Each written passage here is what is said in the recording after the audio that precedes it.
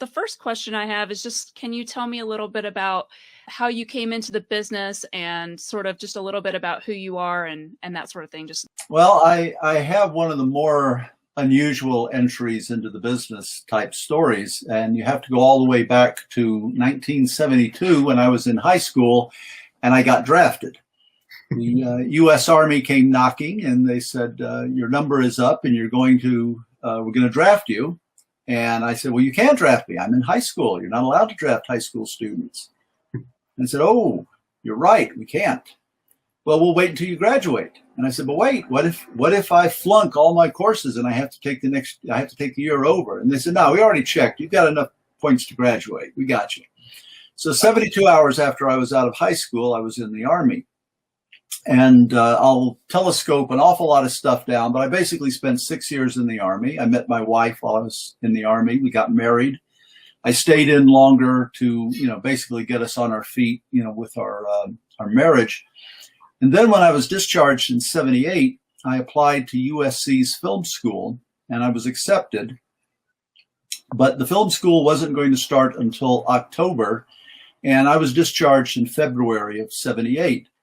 So my wife and I and our then 3-year-old daughter piled into this little tiny Chevy Vega that we had, and we drove out to Los Angeles with pretty much all of our belongings crammed in the cargo hatch. When we got here, I thought, well, let me get my feet wet in the movie industry by working in the mailroom, being a driver, a gopher, something like that, anything just to get a little bit of practical hands-on experience before school starts. So I started going from every studio, and I started at Universal Studios, again, just looking for a gopher job, and worked my way down. And I got all the way down to Filmation Studios, and they were literally about 100 on the list of all the places I had drawn up.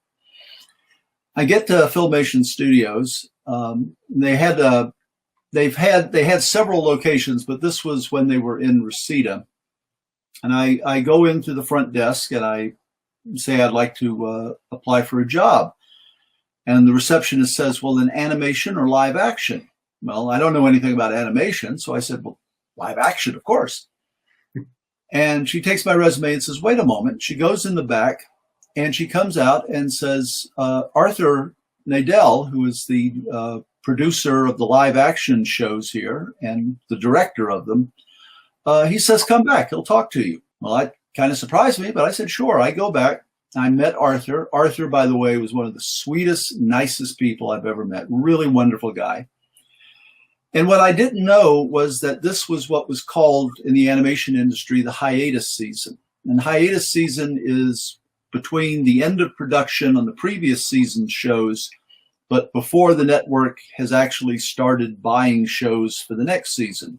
So there's anywhere from a 1 to 3 month period where everybody's just sitting around twiddling their thumbs. Clytus, I'm bored. And that was what Arthur was doing. He was in the back with nothing to do. And the receptionist says there's a guy looking for a job. And he says, send him back. Anything to kill an afternoon.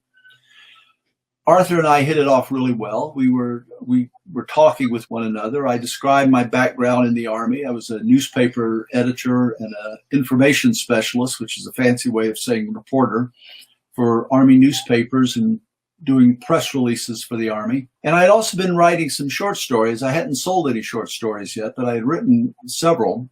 And Arthur said, well, I'd love to take a look at them if you're ever in this area again. You don't have to beat me over the head.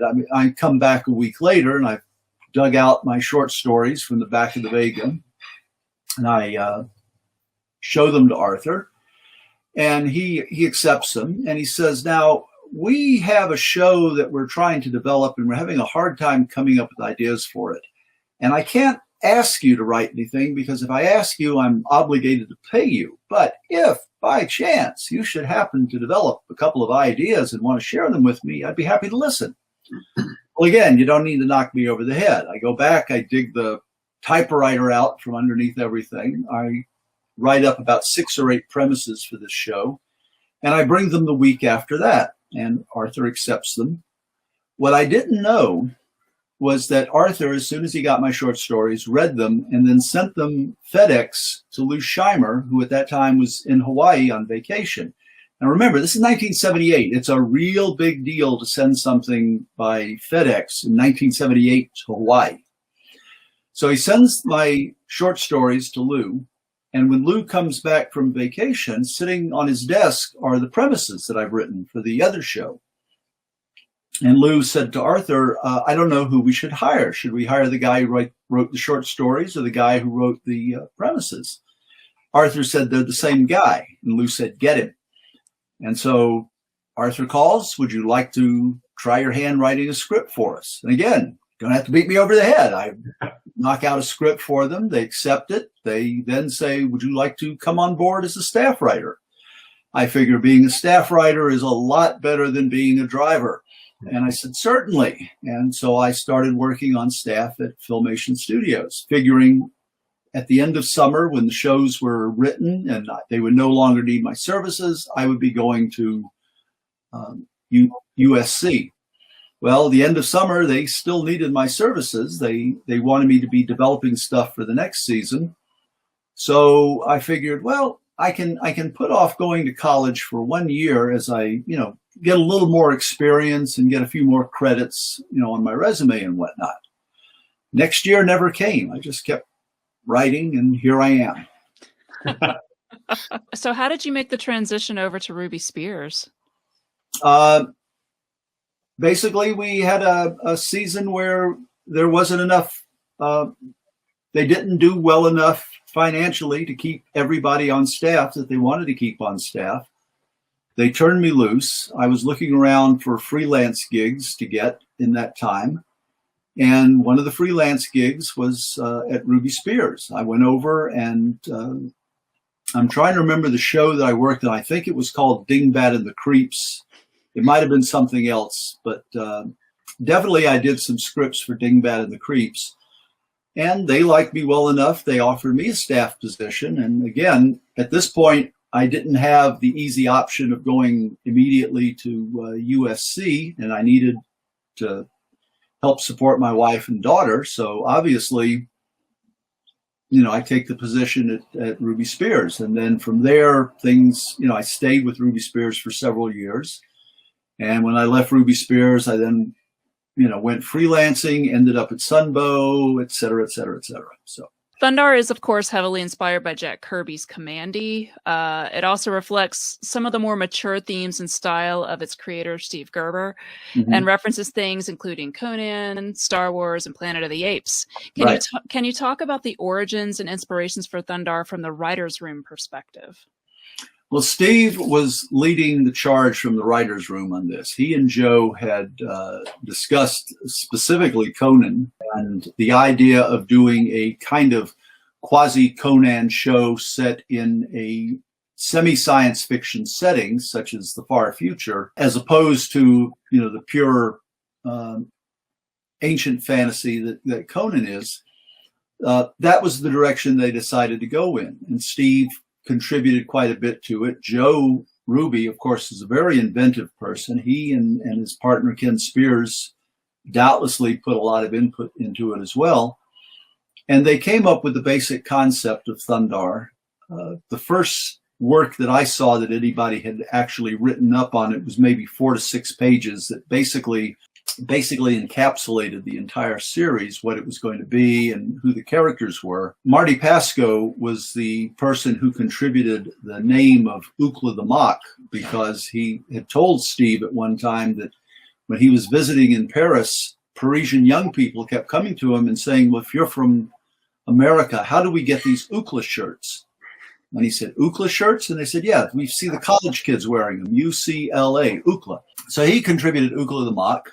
The basic idea, who the trio of characters were, had all been decided among Steve and Joe. I think Doug Wildey and Alex Toth had taken a couple of initial swings at the character development. Back in your holes, crowdlings! Along with people who were already in the studio. As we were getting close to the time where we were actually going to have to go into production on this, Steve mentioned to Joe in one of the meetings that we were having that he knew an artist who would be really good, as a designer for the show.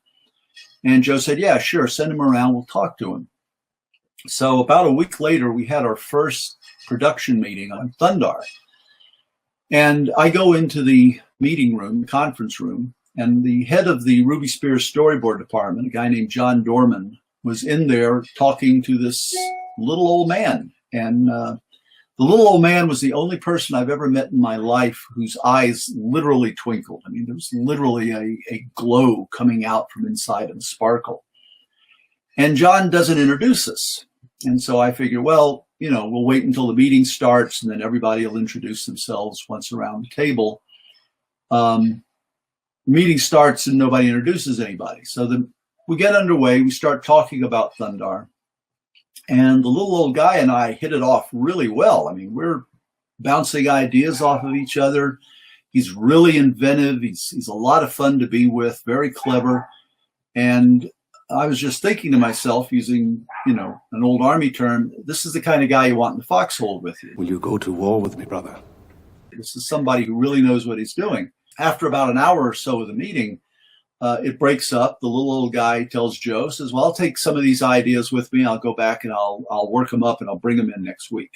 So everybody goes back to their offices. And I go into Steve's office and I said, I'm really excited about this. It sounds like a really fun show, but who is the little old man? I mean, who's the little guy? Because nobody bothered to introduce us. And he said, that was Jack Kirby. Hordes of light. I tell people I was friends with Jack Kirby before I knew he was Jack Kirby. If I had known it was Jack Kirby, I would have probably been like, you know, just completely awestruck and absolutely useless. But we hit it off really well. We became good friends, with Roz as well. And he was just a wonder to work with. He was an absolute delight. He would do stuff. I'll give you a perfect example. One of the scripts that I wrote was called Treasure of the Mox. And the origin of it was we had done an earlier script where Thundarr, Ariel, and Ukla are going to cross a river on a raft ferry. Just, you know, it's a raft that you pull along with a rope. And Jack gets this and he draws an aircraft carrier deck on a raft made of sequoias, giant sequoias. And I take a look at this and I say, we are not wasting this as a background detail, you know, in another story. We're going to build a whole episode around this. And so that became the pirate ship of the villains in Treasure of the Mox. So Jack did stuff like that all the time. He'd take a little throwaway idea and he would develop it and it would just enlarge and, you know, we'd end up changing the story or even creating new stories to work around the stuff he came up with. I read Flint Dilley's Games Master book, and he, side note, he makes you out to be like one of the coolest guys in the world in that book. Yeah, that's $50 I owe.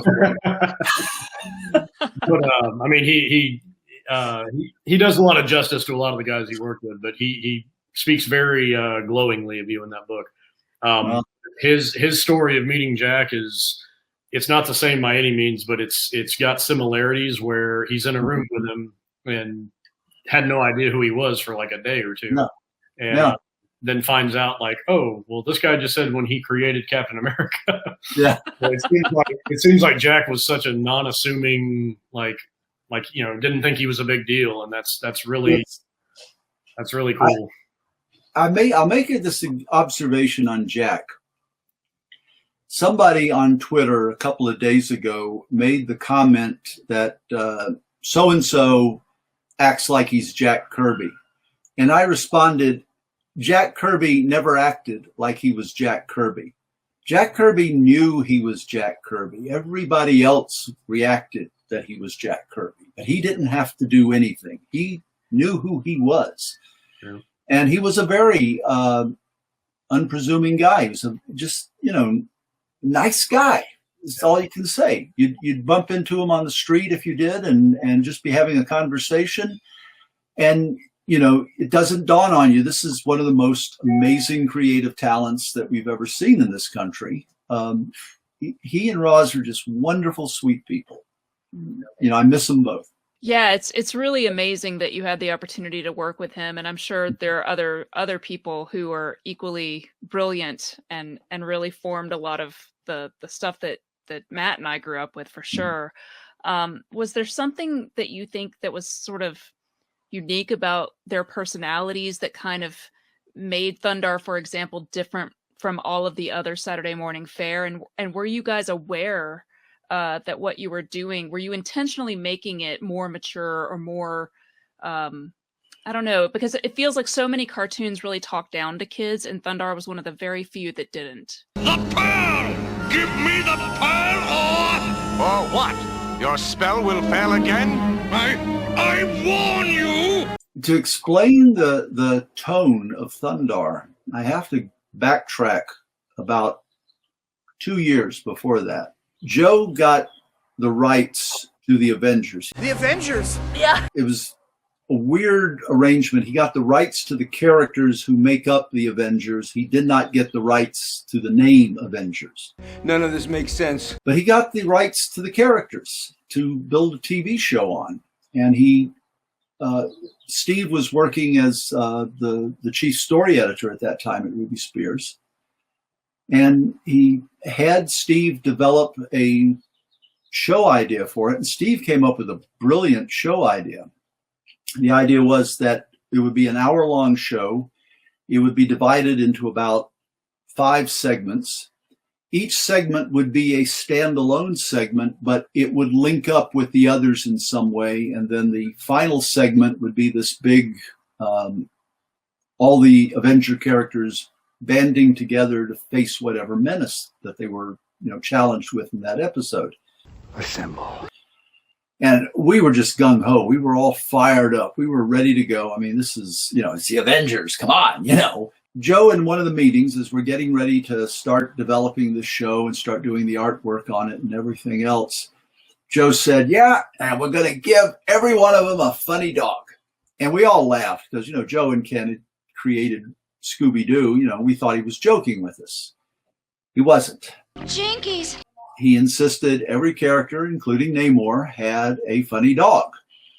And it just ruined the momentum and the tone of the show. I mean, it just, it went from a good, solid, basic superhero adventure to this goofy, Blue Falcon Dynamite type show that, Joe was trying to recreate. And I think Joe kind of learned from that experience, and he let Steve have a little more final say on what it was that went into Thundarr. Steve, of course, tremendous background. He'd worked in comics. He had done all sorts of things. And he knew superheroes. He knew fantasy adventure. He knew all of this stuff inside out. And so we could meet the demands of what the studio wanted, what the network wanted, but at the same time, make it consistent and whole, and basically make it so that you can look at it from an adult point of view and go, well, it's goofy, but it's not silly, if you follow me. It's outrageous, but it's not dumb. And that was what we were striving for. It's amazing how creative a person Joe Ruby was, but he hamstrung himself with, little details like that, where it's like, oh, well, let's put a sombrero on him. I know his thing with Scooby-Doo was he was always kind of chasing Scooby-Doo. That was him and Ken Spears' thing, is they did him and, like you said, Blue Falcon and Dynamite. And it felt like he was always kind of trying to recapture that. The story about Joe and Ken with the creation of Scooby-Doo, Joe and Ken met as sound editors on the original Lost in Space TV show. And they eventually became sound editors at Hanna-Barbera. And they were having such a tough time cutting the episodes together because the episodes made no sense. They were badly written. And they went to Joe Barbera and said, let us write a script, so that we at least know what's going on in the story and we can edit it. So they let him write a script for one of their episodes, and they turned out to have quite a talent for it. The way they would work is that Joe would be just spewing ideas off the top of his head nonstop, and Ken would be jotting them down. And then at the end of the day, when Joe finally went home, Ken would type up the things into some semblance of order so that it made sense. But Joe was the idea guy. Ken was the organization guy. They worked really well together. They were excellent partners.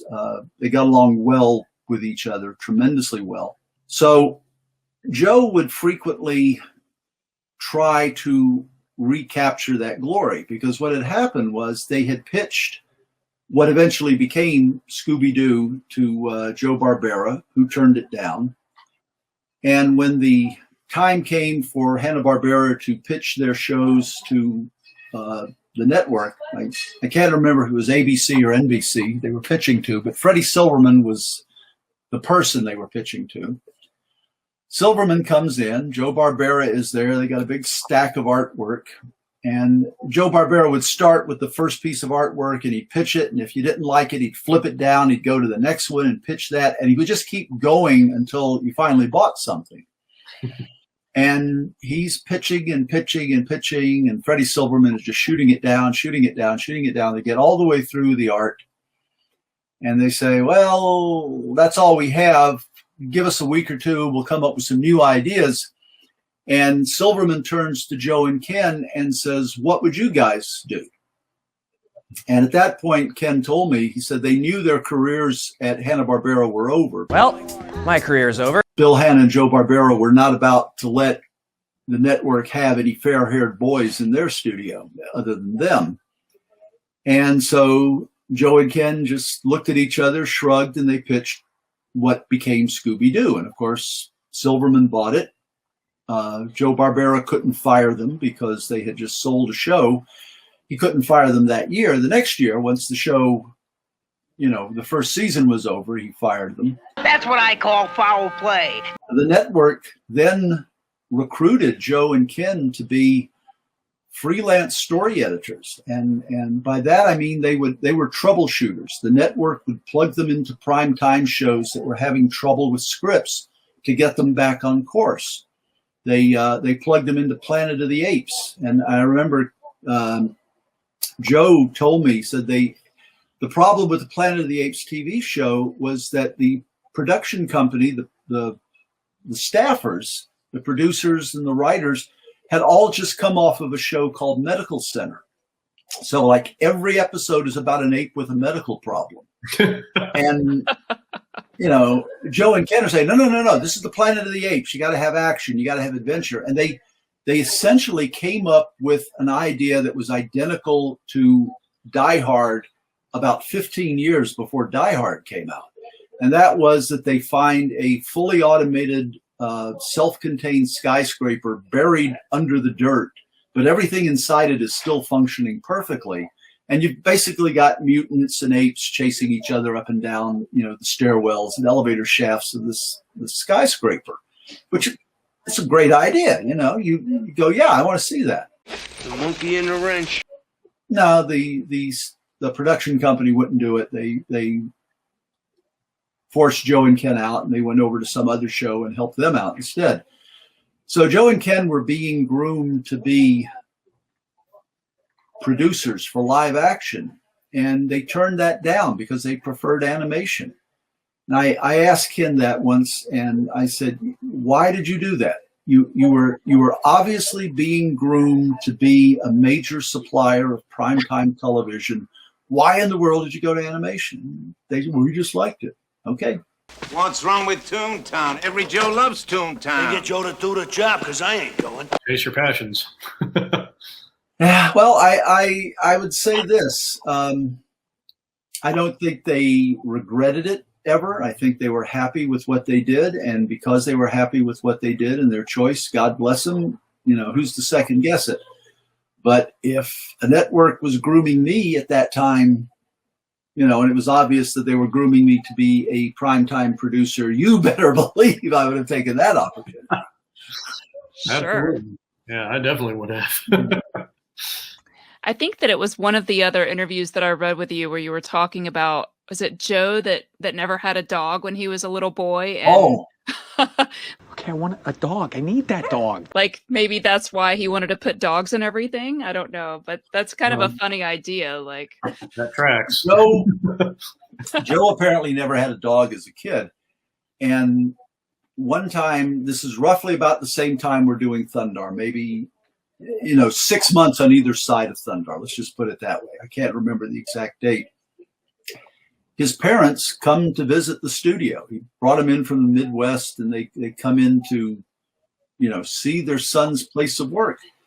And he's taking them around the studio to all the different departments, introducing them to the artists and the editors and the writers and everything else. And we're all, of course, very nice and happy and smiling when Joe's looking. And the moment Joe turns his back, we lean over at the parents and go, "Why didn't you buy him a dog?"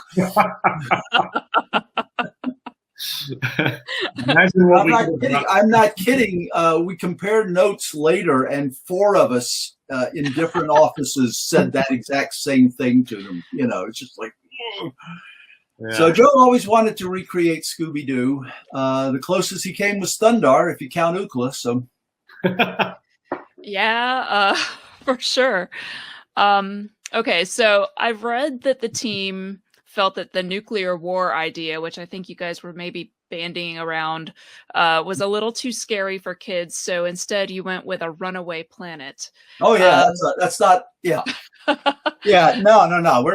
We would get these weird, dumb, stupid restrictions from networks, like not on this show, but on another show. They told the company, says, don't give the female character horn rim glasses. Give her round glasses, because horn rim glasses will scare the kids. Are you kidding with those glasses? Wow. And anyway, so they had an aversion to religion, politics, and nuclear energy. That's all I can say. You weren't even allowed to have peaceful uses of nuclear energy in any Saturday morning show. It was a magnet for controversy. The anti-nuke people would be on your case if you gave a pro-nuclear, presentation. And if it was anti-nuclear in any way, the pro-nuke people would come after you. And likewise, if you mentioned any religion, you'd get feedback from somebody complaining it was either too much or too little or the wrong thing or whatever. So we were told early on not to have nuclear war as the cause of the great disaster that befalls Earth. And they came up instead with this story where the comet strips the atmosphere off of Earth, causes massive earthquakes, huge tidal waves that flood entire cities. Yeah, no kid's going to find that terrifying.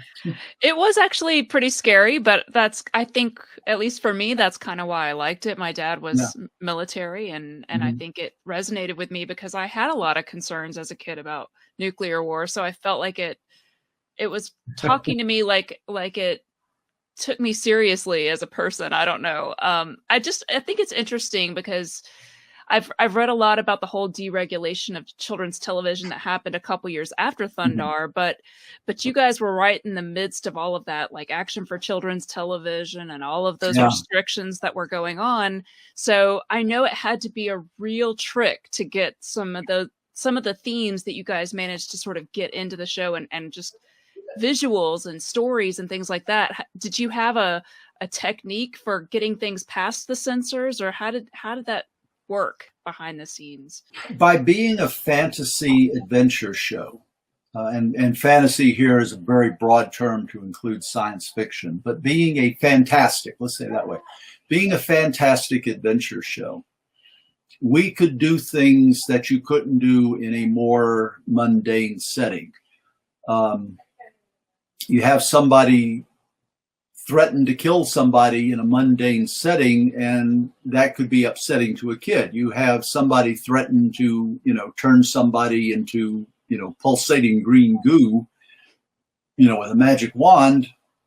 It's a different context. Same threat to the character, but it's for the kids watching it, it's a different context.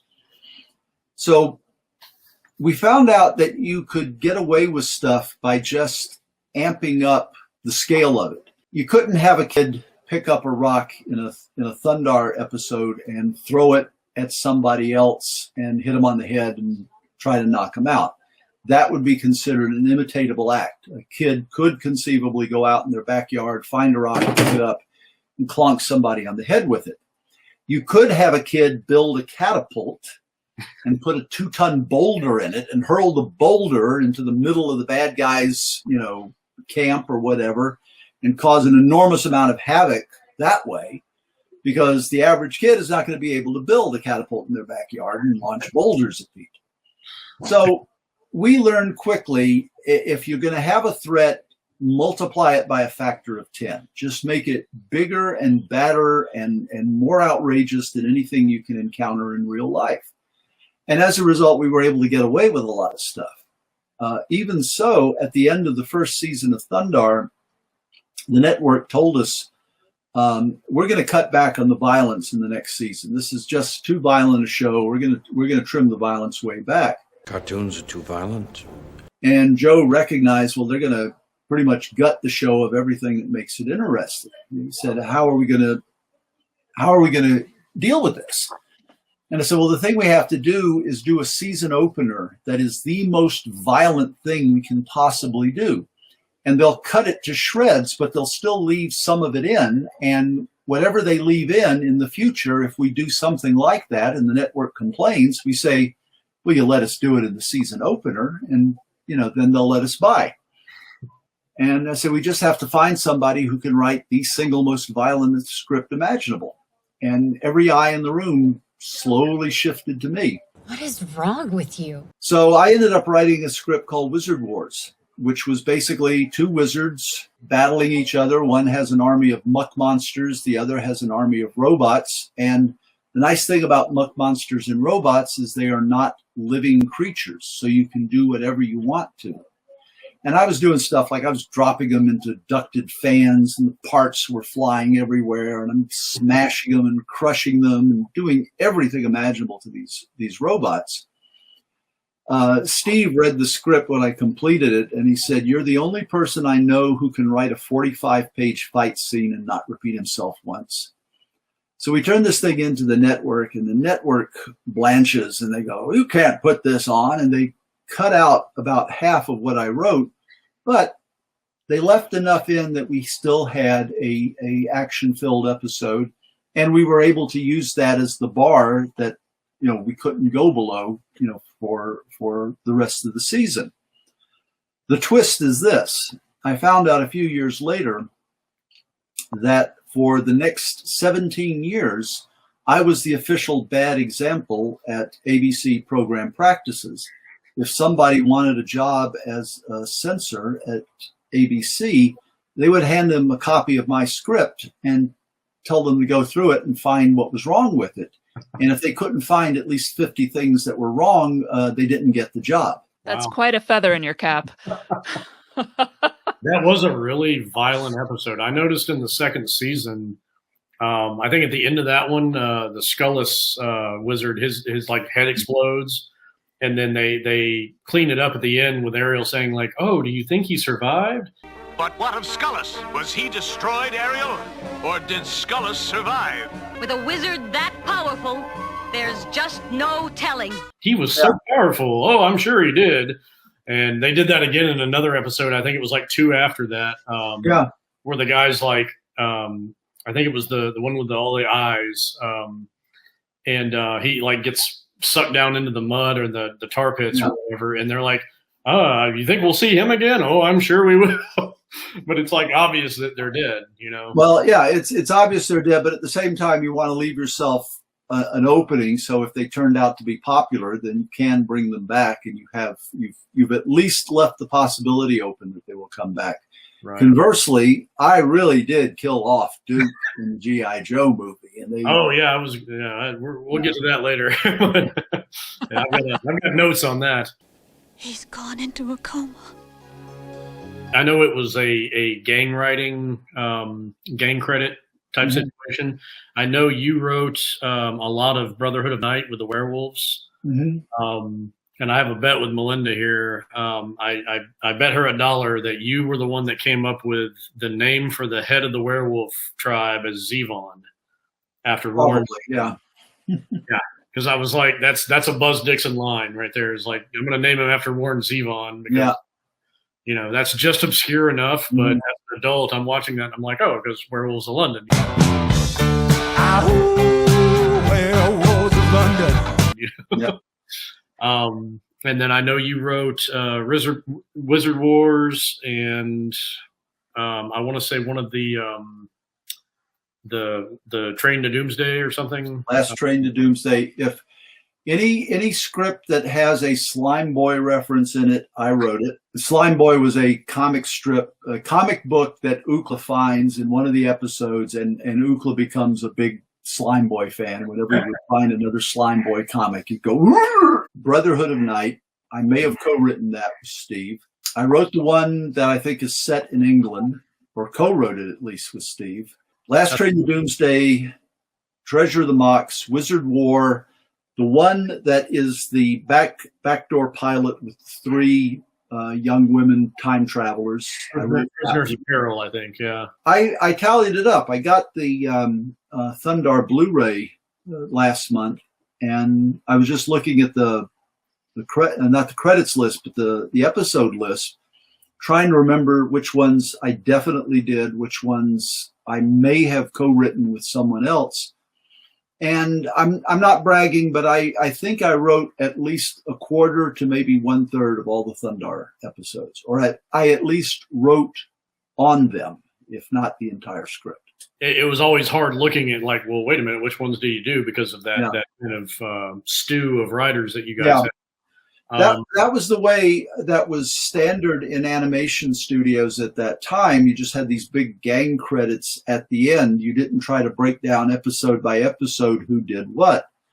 Right. And for many artists, that makes sense. If you've got people who are background artists and they're doing dozens of backgrounds for 3 or 4 different shows, you don't have to break down, well, he did 8 backgrounds for this show and she did 5 for it and things like that. No, you just say they were in the background department and they get credit for working on these shows. Story department was somewhat different. And Filmation was the first one to start giving individual writer credits, because Filmation couldn't afford to pay, they couldn't afford to have too many titles.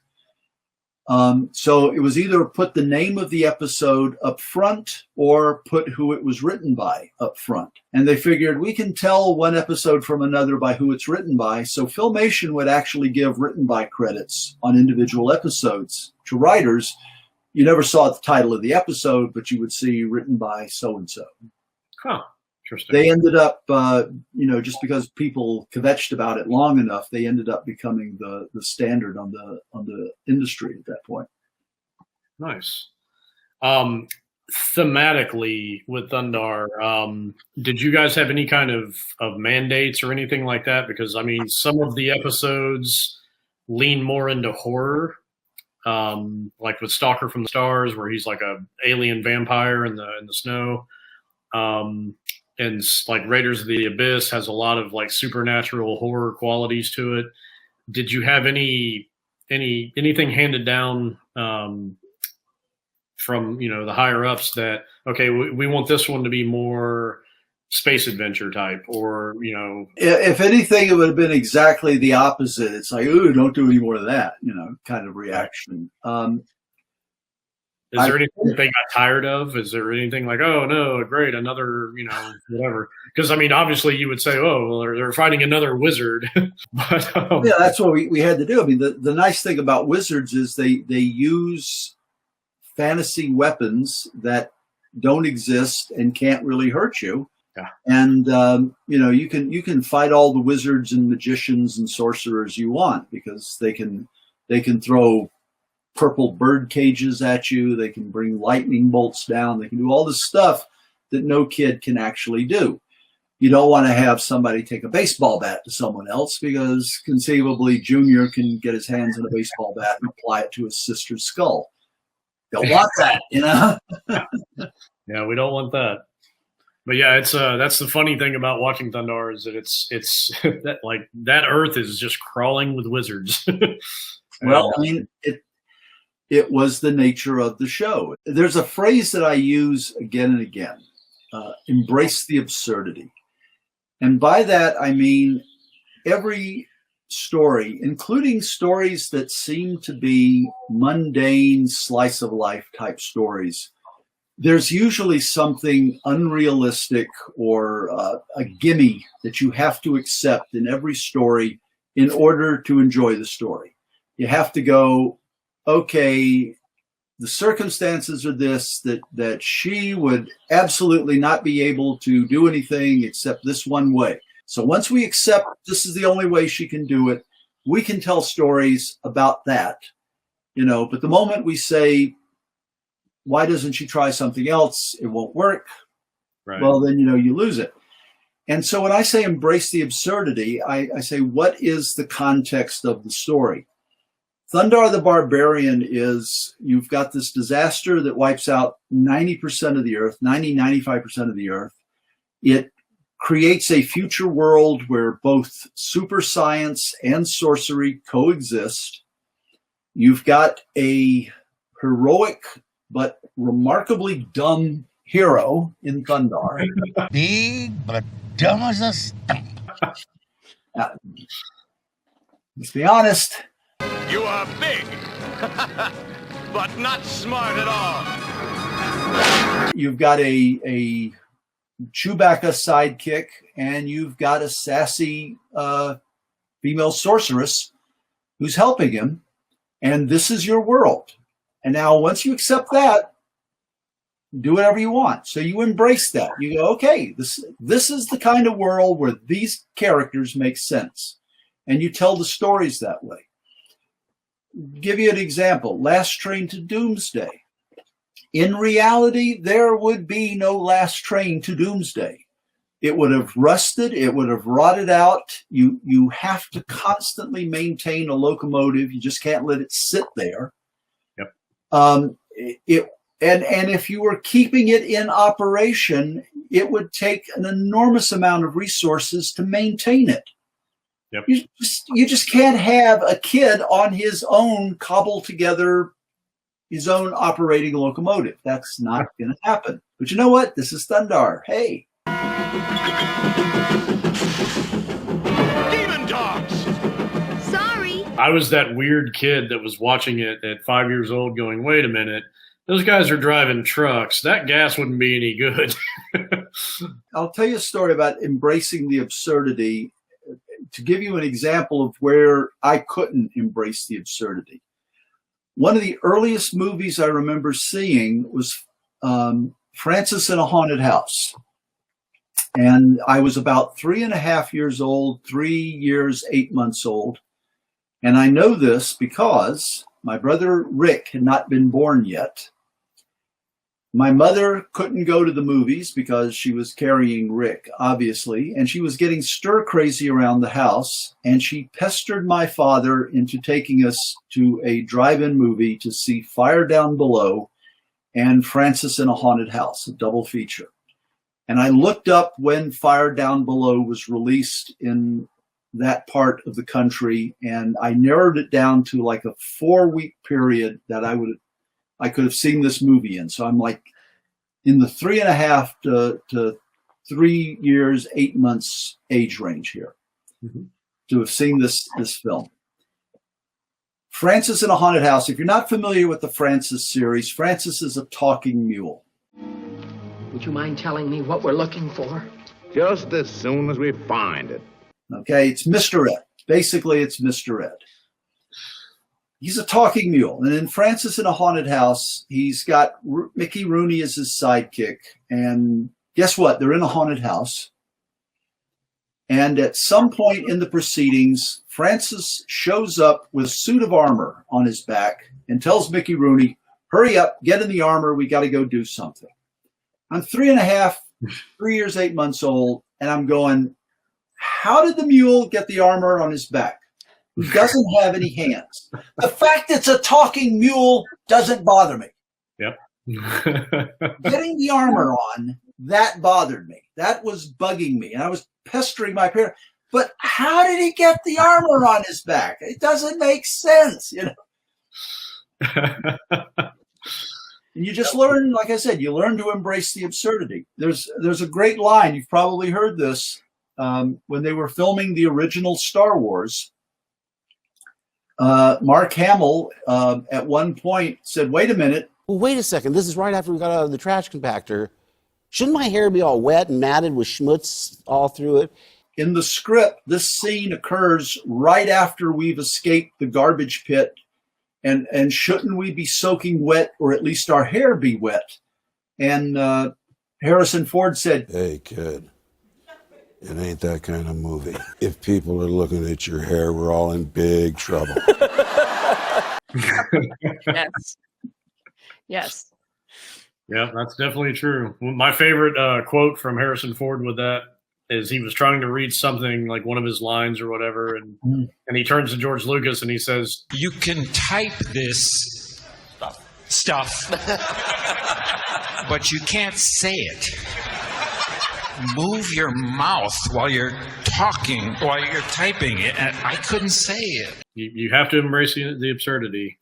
Speaking of sort of the censorship times and then deregulation when that came around, if Thundarr had come out when He-Man came out, that it would have been as successful as He-Man, or if it would have been more successful than it was, would it have had the staying power? Because I think, at least for me, whenever I would watch He-Man, I would think, this is great, but it's not as good as Thundarr. And I was sort of chasing that. So, like, I just wonder what you think about that. It has the question, if you're putting a matchup between Thundarr the series and He-Man the series, in between the two, remember there was Black Star, on one of the other channels, which was pretty much a Thundarr ripoff. If you're comparing the two, it's an apple and oranges comparison for this reason. He-Man was a 30-minute commercial. It was put together for the specific purpose of keeping kids fascinated long enough to run commercials in front of them. Now, the same thing would be true for any Saturday morning show, but the difference was that He-Man was funded by Mattel. And to give you a perspective on this, in the late 1960s, there was a show called Hot Wheels, and a parents group opposed the show because they said, well, it's basically advertising the Hot Wheels toys for 30 minutes, and, it's a 30-minute commercial. And the FCC agreed and made a ruling that you couldn't have, for children's television, you couldn't have a show that was essentially a 30-minute commercial. So the rule was, if you got a show on the air and subsequently sold the toys, that was okay. If you got a show on the air that was based on a pre-existing literary property or a movie, that was okay. But you couldn't have something on the air that was based directly on a toy concept. So a few years after that, the Smurfs started appearing in American marketplaces as these little tchotchkes, just like key rings and things of that nature. And Hanna-Barbera thought, wow, it would be really great if we could do this as an animated show, but we can't because it's a toy, and we can't do one based on toys. And someone said, well, it's a Belgian comic book. That's where the origins were. They said, oh, really? So they did the show, and the FCC says you can't do that. It's a half-hour comedy. And they said, no, look, Belgian comic book, never translated or published in the United States, but Belgian comic book. And the FCC goes, oh, okay, all right, that qualifies. It's a comic book. You can do the show. Well, immediately after that, the people who were promoting Strawberry Shortcake, the Strawberry Shortcake brand, they start doing Strawberry Shortcake specials. And again, the FCC says, you're a toy, you can't do that. And they said, but Strawberry Shortcake was a line of greeting cards first. And greeting cards are printed material. It's a publication. All right, yeah, we'll let that one go. And so now everybody knew if you get a comic book out first, you can do anything you want. So Hasbro went to Marvel with Transformers and G.I. Joe to have them do comic books before they launched the toy lines. Mattel went to DC and had DC do a 3-issue miniseries on He-Man that bears absolutely no resemblance to the TV show whatsoever. The characters have the same names, roughly the same design, but that's it. There is no other similarity between the two. But that was their fig leaf. And they go to the FCC and say, see, comic book, then animated show, then toy. And the FCC let it go. Thundarr didn't have that. We never had a toy deal behind us. We never had a merchandising deal, anything that could have promoted the show and kept it going. We had good ratings, and there, you would think, well, why didn't you get a third season? The network thought they'd do as well or better with something new. And even though we had good ratings, they canceled us. Actually, I was going to ask you about that because I've read 2 different stories about the cancellation, and I don't know if you are aware of exactly what happened, but I read that it was either because of the parents groups complaining about the violence, or it was to appease Gary Marshall because the company wanted to do a Laverne and Shirley cartoon. So it was basically, that was the story. So do you remember sort of what was going around and the behind the scenes when it came time for cancellation? We had a number of different shows in development. And in fact, and this is a show that people forget about today, but it was actually, I think, the highest rated show that Ruby Spears did, even a higher rating than Thundarr. We did the Puppy's New Adventures, and that was tremendously successful. Younger kids loved it. It was a very, very popular show. And it was exactly what, a parents group would want. It's, cute little puppies running around having adventures. We also developed shows for video games, for all kinds of concepts. I do know we got forced out because Gary Marshall wanted to have, maximum exploitation of his properties, in Saturday morning. Nobody but Gary Marshall and the network thought it was a good idea. As I recall, Ron Howard, his contract didn't oblige him to provide voices for a Saturday morning show if it was, transposed over to Saturday morning. So he managed to dodge the Happy Days show that they did. Didn't Robin Williams have to voice more? Oh, yeah, I was getting to that. The Laverne and Shirley, Penny Marshall, and what's her name? Cindy Williams. Cindy Williams, they were over a barrel contractually. They had to do this show that was based on Private Benjamin, because of course every little kid loves Private Benjamin. They do a show based on Private Benjamin where they've got a talking pig as their drill sergeant. And we got the Robin Williams show to do, the Mork and Mindy show. And when we received the word that we were going to be doing Mork and Mindy, we go, well, this actually could work. I mean, you've got Robin Williams, one of the greatest improvisational actors of all time. You're doing a sci-fi show, so finally you can do anything you want in animation. We can do some of these outrageous things that they only allude to in the live action show. We can actually do weird landscapes and monsters and all kinds of stuff. The story editor that they hired, his main claim to fame was that he had a connection to the Three Stooges. Let's just leave it at that. We were writing scripts for the animated Mork and Mindy, and I turned the script into him. And when I got back his notes on it, he had taken all the RRR jokes that I had made in it and turned them into onk, onk, onk jokes. And I said, no, it's an R sound. Watch the show. Robin Williams is making an R sound. He makes puns off of the R sound. How would you like a little R and R? R, R, R, that kind of thing. It's clearly an R sound. And this guy dug his heels in because, hey, he worked with the Three Stooges. And he said, no, we're going to do onk, onk, onk. He insisted on doing it. The script went into Robin Williams. Williams sent a message back and he says, I'm contractually obligated to do this. And what we're going to do is this. You're going to send me all the scripts. I'm going to record them at my home.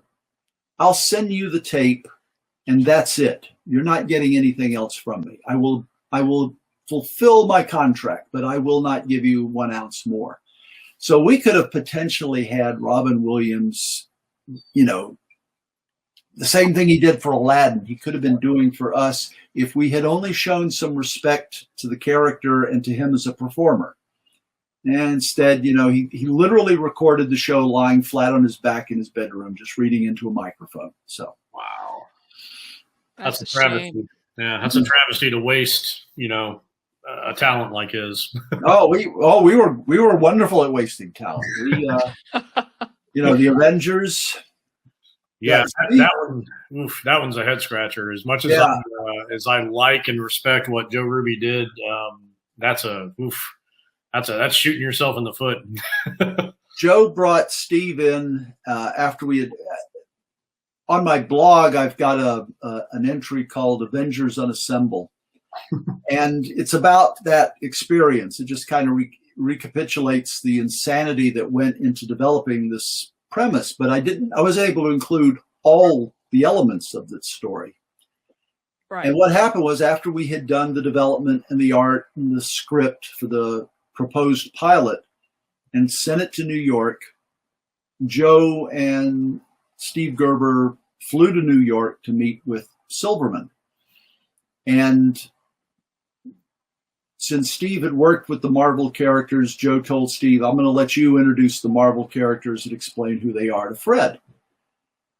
So Steve's wondering, well, how do I do this? You know, because you've got the Vision, you've got Namor, you've got, you know, Captain America. He figures, well, I'll start with Captain America, who is relatively the easiest to explain, and then I'll build from there in complexity and end up with the Vision. So he starts out by saying, well, this is Captain America. Captain America is a super soldier that the United States created during World War II. But at the end of the war, he got frozen in a block of ice. And now that he's thawed out, he's a man 40 years out of his time, and he's trying to adjust to the world around him. And Silverman said, you know, we're not doing Ibsen here. So Steve said, right, okay, Captain America has a shield and he throws it. And that was the level of complexity that Fred Silverman was interested in. I was going to say, and especially because I'm assuming that that Jack was still at Ruby Spears at this point too. So you could.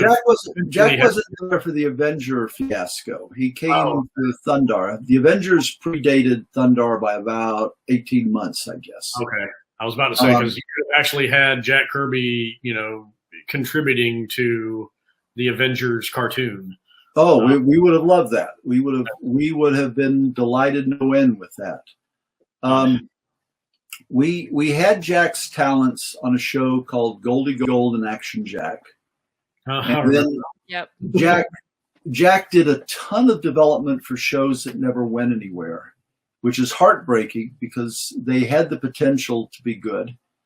We developed a show called Roxy's Raiders, which was a homage to Raiders of the Lost Ark, and it was about a teenage girl who has inherited a circus, and basically she and the circus freaks go out and sideshow. She and the circus sideshow go out and have fantastic adventures and solve crimes and do all sorts of things. It was kind of like Indiana Jones, Doc Savage and his Fabulous Five type vibe to it. And Jack came up with some just incredible artwork and character designs on this. But we were working against the network the network had their own agendas of what they were trying to achieve. And doing a good show was not their number one objective. It would be nice to do a good show, but that came far behind other things. We would get these weird program, notes. In one of the episodes that we wrote and storyboarded, but never ended up actually animating, Roxy is tied to a stake, and she's in a tank of water where the water is slowly rising. She's tied to a stake in the middle of it. And the bad guy lifts up a grating on the other side, and two moray eels come out to threaten her. Standard movie serial type stuff. And the network said, you've got to put a big rock in the tank between Roxy and the grate where the eels come out. Because if he opens the grate and the eels see Roxy directly, then he's trying to kill her. But if he releases the eels and they don't see her, and then they happen to swim around and see her, then he didn't try to kill her. He just made it possible for the morays to try to kill her. Right. And it's like, you've got to be kidding me. Yeah, then it's totally come on. It's so funny to me, like, regardless of what industry you work in, because like I work in clinical research, so I've worked in like big pharma and all these different things, and some of that same corporate think, it's just pervasive across all fields. It's amazing to see it in the entertainment industry and then in the medical industry, and it's unreal. Like, you wouldn't even believe it unless you heard it over and over again. It's mind-boggling. When you have a gatekeeper. Are you the gatekeeper? Be it a network, cable series, a syndicate or whatever, but when you have a gatekeeper, the gatekeeper prevents your ideas from getting directly to your audience. And most of the time, the gatekeepers are not trying to sabotage you. The gatekeepers either honestly think they are helping you, even though they usually aren't, or the gatekeepers have some motive beyond just doing a good show that they are not able to communicate to you, either because they're incapable of communicating it, or because they figure if they communicate it, it'll only undermine what you're doing, and they don't want you to, slack off on something that they think will help them. I've been asked by people, says, when are they going to bring Thundarr back? And I've told them, you have to find the person at Warner Brothers who has Thundarr in their ballywick at Warner Brothers, and you have to pitch an idea to them that will make them look good and make them money before they'll even consider bringing Thundarr back. Because if you tell them Thundarr's popular, Thundarr would do really well today, they couldn't care less. Right. If you tell them Thundarr will make you a lot of money, in fact, I've even got a toy company lined up right now with cash in their hands, ready to finance Thundarr toys if you do a series, then they might listen to you. But you see the problem. If you don't have the rights to Thundarr, you can't go out and find the toy company. Yep. And if you haven't got the money from the toy company, Warner Brothers isn't going to talk to you about the rights. Right. So it's like a cat chasing its tail. It's never going to go anywhere. Yeah. Yeah, I was going to ask you. I'm actually. It's really funny the way this is all timed out, because tomorrow morning I'm doing an entire live stream about Howard the Duck, which was right in the middle of a lot of the stuff with Steve Gerber and Marvel and him sort of separating from Marvel and all of that time. And I know earlier in the 80s, but after Thundarr, right around the end of Thundarr, is when Kirby and Steve Gerber sort of joined forces to try to raise money for his legal defense and all of that insanity that was going on. So I know that probably at that time, I would imagine that both of them had a little bit of animosity. That may not be true toward Marvel or toward that whole thing. Do you think that any of that sort of filtered in at all? I know Steve Gerber had this wonderful acerbic wit that sort of came through with Howard the Duck, and he sort of did a lot of social satire and sort of commentary. Do you think that he tried to sort of put any of that into Thundarr, or did he kind of leave it behind because he was just trying something completely new? Steve had a worldview that was unmistakable, and even if you take Howard the Duck out of consideration, when you look at the other characters that he wrote and created and the other storylines he did, he had a skewed point of view. He had an odd way of looking at things. He created Destroyer Duck with Jack Kirby because he was suing Marvel trying to get possession of Howard the Duck. Jack was more than willing to help because, Marvel had screwed Jack over royally. Jack had kind of a forgive and forget attitude with Stan. His ire and anger cooled over time, and he had kind of bemused pity, might be the best way to describe his attitude towards Stan. Roz hated Stan with an unholy passion. Understandable. If you ever wanted to listen to a half-hour rant, just mention Stan Lee in her presence and stand back, because she had a lot to say on the matter. Is that her two least favorite words? Yeah. Basically, and I worked for Stan. This is the crazy thing about Stan Lee. Almost everybody who worked for him loved him on a personal level, but they recognized there were a lot of shortcomings in the man. And we liked him, and we were happy to work with him, and we were happy to help try to, achieve some of the things that he was trying to do. None of us had any illusions, though, that he was anything like the character that the publicity promoted. He was a nice guy, but he wasn't the guy that, the press release. He wasn't the character he was playing. Yeah, exactly. And again, I stress, I liked Stan. I mean, he was a fun guy. Some of the best lunches I ever had were when I was working for Stan Lee at Stanley Media, and just, wonderful experiences. But Stan, I explained it this way. Again, on my blog, I have something where I sum this up. Jack was about a half a generation older than Stan. And Jack came of age during the Depression. And he and Joe Simon hit the streets, and they hit them hard.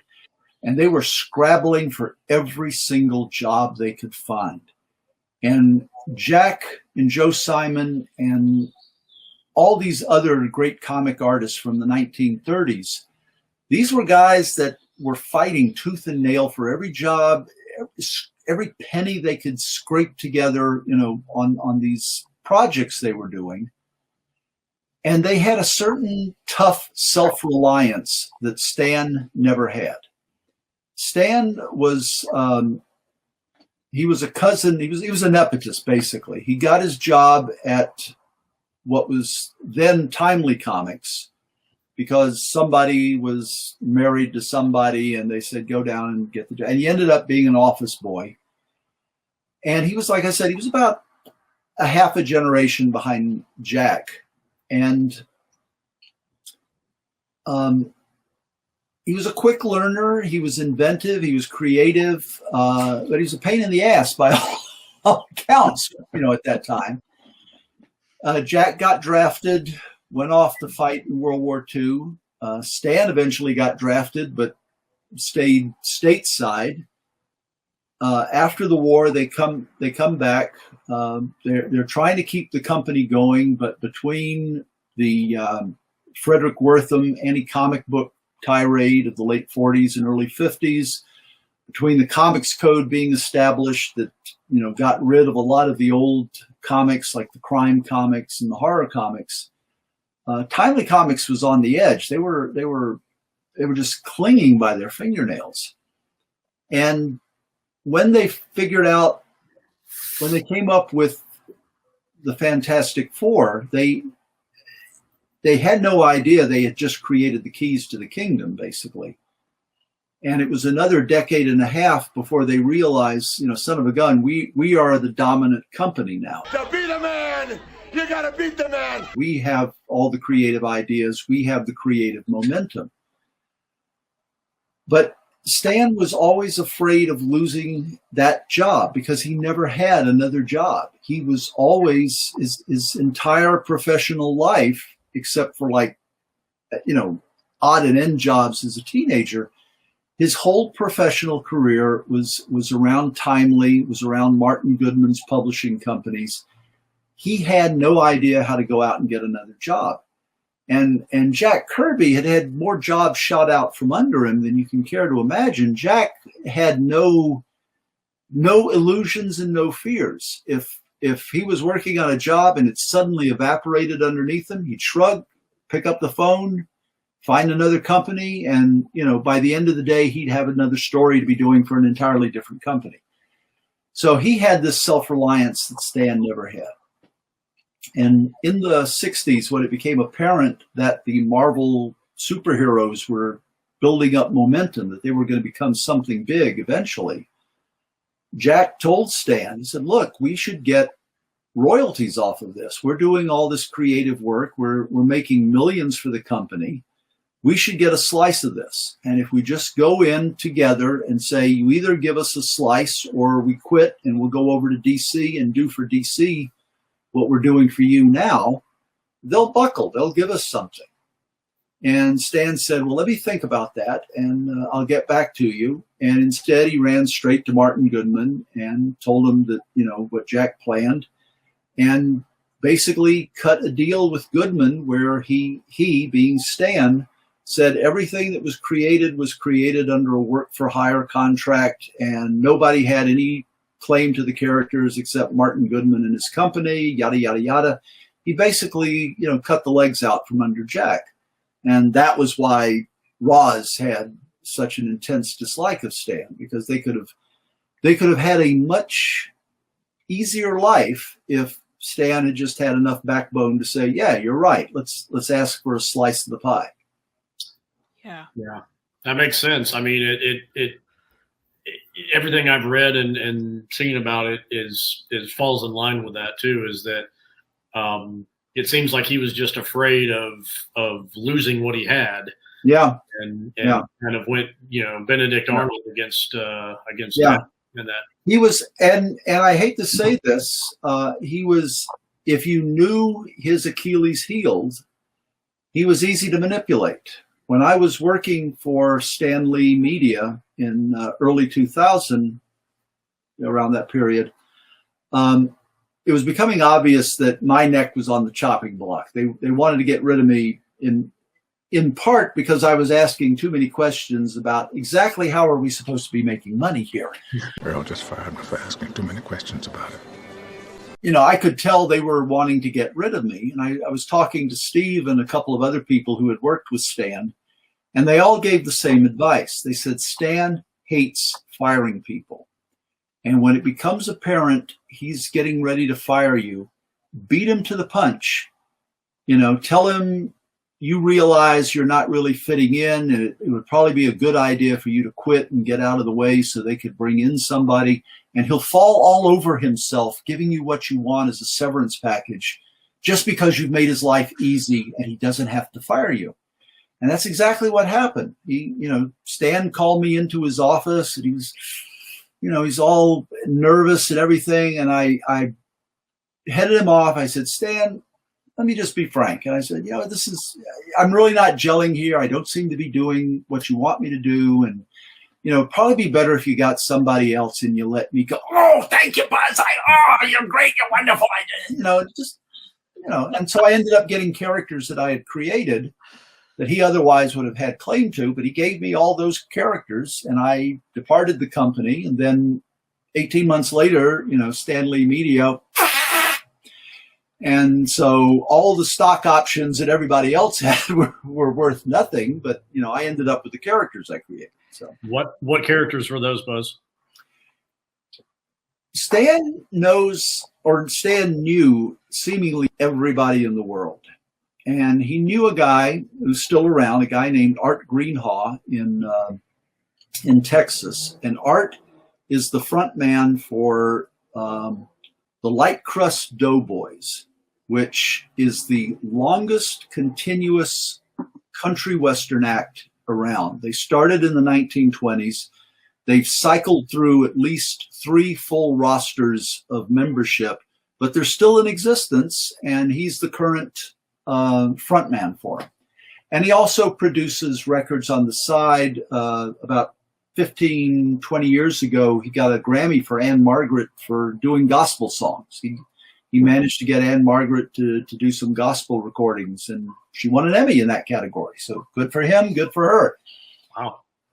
He calls up Stan one day and says, you know, Stan, and because Art's got this Texas drawl that would, it takes him like 5 minutes to say hello.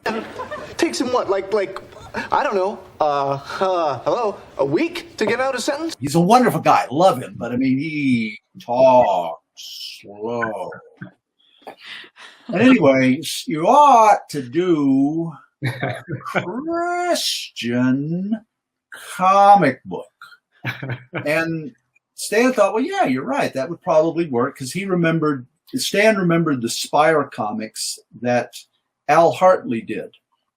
And for those of you unfamiliar, Al Hartley was an Archie's artist, and he was a devout Christian, and he came up with the idea of licensing the Archie characters to do specifically Christian content stories for the Christian bookstore market. And these are commonly called Spire comics. They went through a couple of different titles, but that's what everybody knows when you say Spire comics. And they were successful. They were around for about a decade or so. The only reason they didn't stay around was that Al unfortunately died. And when he died, nobody else could keep the thing going. But Stan remembered that, and he thought, well, yeah, let's create some Christian characters. And he looked around the company, and the only identifiable Christian in the crowd was me. So, you know, I was also his, you know, vice president of creative affairs, so it kind of fell to me anyway. And I developed a character called Serenity. And I basically describe Serenity as Archie's with an edge. And Serenity I call it the story of an unhappy girl who finds a happy ending. And she's basically a really troubled teen. She's been in trouble with the law. She's had a drug problem, all this stuff. And her mother moves her out to the Midwest somewhere to get her away from all this bad influence in Los Angeles. And over the course of several graphic novels, she gets her life turned around thanks to these kids that she meets who, you know, decide that they're going to help her no matter how obnoxious she acts. And I developed this for Stan. And I had actually done a lot of research into what the Christian marketplace was looking for. And the Christian marketplace at that time wanted nothing to do with superheroes, because superheroes have superpowers and only God and Jesus have power. And I would have developed, in that case, I would have called it super talents, and they would have gone, oh, okay, that's good, and accepted it. But instead, I wanted to do something that was more reality based as opposed to a fantasy superhero type thing. Stan, obviously, his fame and fortune, his bread and butter was off of superheroes. He didn't want to do a teen soap opera. And when it came time to get rid of Buzz for asking too many questions about the shenanigans that were going on behind the scenes, when I asked to have the Serenity characters, he just, sure, Buzz, take them, you know. And I left with those characters, and I turned it into a series of graphic novels in about 2006 to 2008. You might still be able to find a few online. I still own the character, and one of these days she'll come back. I just haven't had the time to do it yet. The only other question I really have is, what kind of stories did you respond to as a kid? And do you think those informed the types of stories that you like to write? The short answer is Carl Barks' Scrooge McDuck was probably the single biggest influence in my pre-literate life. My grandmother and aunt, whenever they would visit, would bring over, you know, Scrooge McDuck comics. And I just loved them. They would read them to me. I would memorize the dialogue in my head. And then when they would go back home, I would just go through the stories, remembering what was said in each panel. And I just poured over those things. And the great thing about Carl Barks was that he could tell literally any kind of story. He could tell a big epic adventure. He could tell a little tiny domestic story. He could have a mystery, a crime story. He could have slapstick. He could have really poignant material in it. One of the best things that Barks ever did And to this day, people ask me, says, what do you think is the best graphic novel ever done? And my answer is always A Christmas for Shacktown by Carl Barks. He did a 64-page special with Scrooge McDuck and Donald and all the other Duckburg characters. And it's just one of the most heartwarming and fun stories that you'll ever read. And that was an enormous influence in me because it showed me the range of what you could do with stories and characters. It showed me how you work character and emotion and feelings into things. There were other stories as I was growing up that influenced me. There was a series of children's books by a guy named Walter Brooks called the Freddie the Pig series. And the easiest way to describe this is it's a benign version of George Orwell's Animal Farm. Freddie the Pig and Jinx the Cat and all these other characters, these animals, live on this farm. And they basically made a deal with Mr. Bean, the farmer. They said, look, you just stay in the farmhouse, mind your business, we'll run the farm, and everything will be fine. You just sit there and let us do things. And they run the farm really well, and they run it well enough that they're able to take vacations in Florida. They have all these adventures. They meet all these oddball characters. And the books had a tremendous amount of social satire in them. You didn't recognize it as a kid, but you later look back and go, you know, Brooks was pretty funny. I mean, with some of the ideas he had. Brooks's solution to crime was this. The sheriff had a jail that was literally a country club. I mean, it was just a really nice place to be. And so criminals in town would commit a crime and stay at the scene of the crime in order to be arrested to go to jail.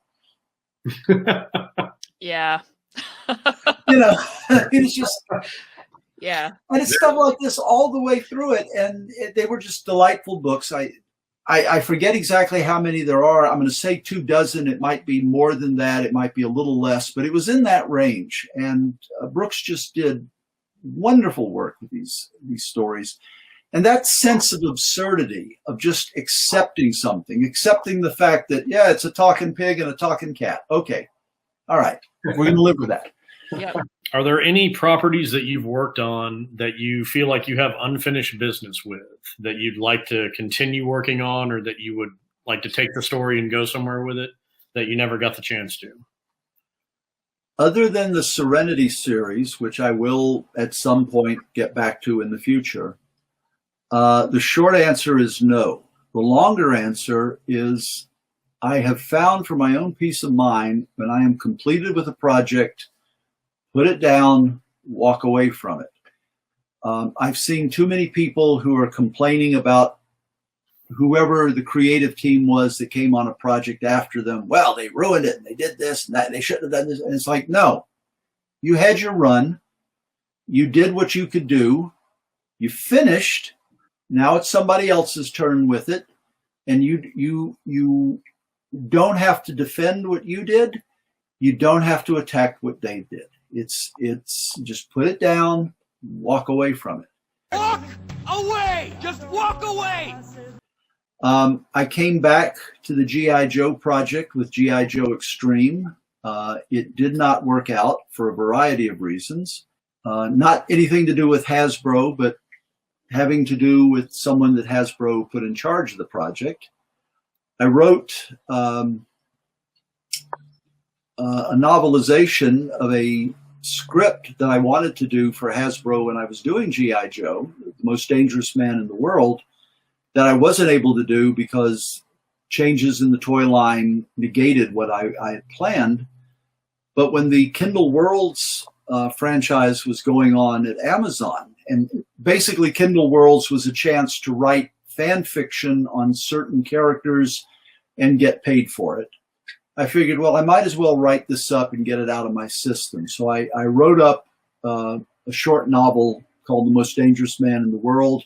About 8 months after that, the Kindle Worlds program closed down, so it's no longer available through Amazon. Sorry. That's what, if I'm not mistaken, that was before they gave you the Serpentor thing. Oh, yeah. That was season 2. Right. What had happened was I had been promoted from assistant story editor to full story editor on season 2 of G.I. Joe. And I wanted to do something about the origin of Cobra because I recognized Cobra needed something more than just monetary reward to motivate its members. Just paying them to be bad guys wouldn't be enough. There had to be something they were fighting for. So I came up with the idea that there was a Cobra philosopher, for lack of a better term, the equivalent of a Karl Marx or a Friedrich Nietzsche of Cobra. And he had come up with the basic operating theory of Cobra, but then Cobra Commander screwed it all up. And this guy was criticizing him, so Cobra Commander had him thrown in a dungeon, kept him locked up. He manages to escape from the dungeon, and when he does, Cobra shuts down all of their worldwide operations and focuses on trying to find and recapture him. And the Joes, when they realize Cobra is doing this, they have no idea who this guy is. All they know is if Cobra wants him, they got to get him first. Most of the story is the competition to see who gets the guy. And then when they get him, they find out he's an enormous pain in the ass. And when he escapes the Joes at the end, they say, yeah, let him go. He's causing problems for Cobra. We don't care. So that was what I pitched, and Hasbro loved it. And they said, it's great. Just make sure there's a space for the Cobra Emperor in it. Cobra who? I said, the Cobra Emperor. Well, who's the Cobra Emperor? He's the leader of Cobra. I said, no, he's not. I spent an entire season telling everybody the Cobra Commander is the supreme commander of Cobra. If you had told us, lay some track, drop a few hints, there might be somebody above him, we could introduce a new character. But you didn't. So we've operated on the presumption that he is it. He's the supreme commander. We can't just introduce someone who outranks him without explaining where he comes from. So they said, you're right. Come up with a couple of ideas. Now, I warn young writers that if they're ever in a situation like this where somebody says, come up with a couple of ideas, don't. Come up with the one idea you want to do and present that. Because if whoever's hiring you could come up with ideas, they wouldn't be hiring you. They'd be coming up with them themselves. So I came up with 2 ideas. The 2 ideas were, one, they create a new leader because they're pissed off at Cobra Commander losing all the time. And the other was that there is a vast secret organization behind Cobra, and they're fed up with Cobra Commander, and they send someone to replace him. So I want to do the one which has the bad guys creating a new leader. But I send both of them to Hasbro, and Hasbro sends back a message, great, we love it. And I said, you love which one? And they said, both of them. So we do the first one as Arise, Serpentor, Arise, which was our mini-series that introduces the Serpentor character. The second one ended up being the basis for the G.I. Joe movie, where I very deliberately went into a much more science fictional type story than we typically did. And I know there are some people who dislike the movie for that reason, and I actually have sympathy for them because I could see where they are expecting one type of story and they get something radically different and it would bother them, and they have a point. Yeah. But I was trying to come up with both an organization and a location for the organization that would be behind Cobra.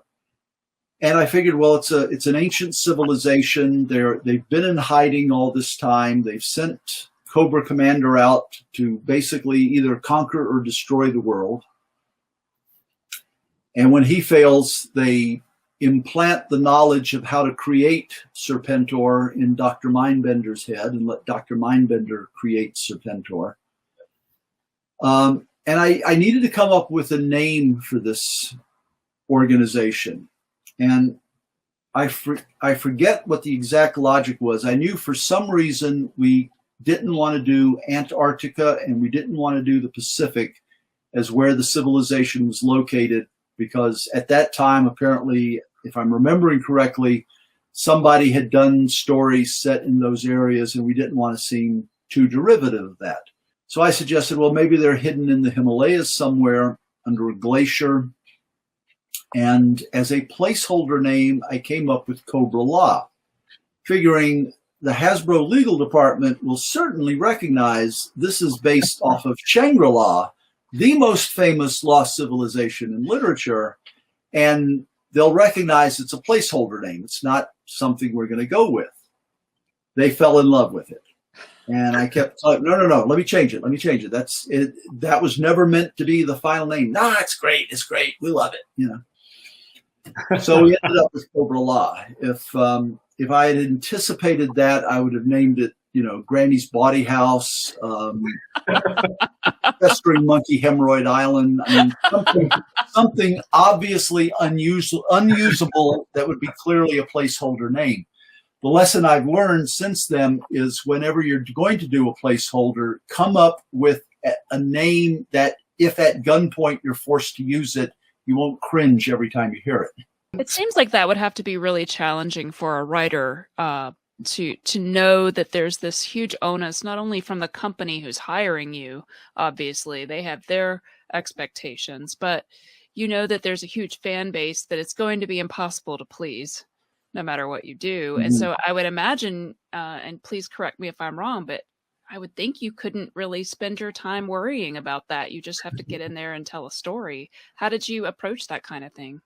The challenge of how to approach a story that is a game changer type story, the difference between Arise Serpentor Arise and G.I. Joe the movie kind of illustrates that.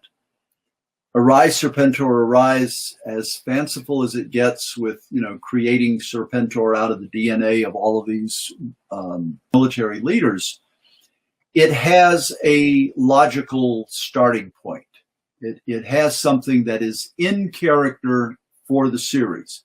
And that is that Cobra, frustrated at their lack of success, decides to replace Cobra Commander by creating a new super soldier out of all of these great military leaders and letting him lead Cobra to victory.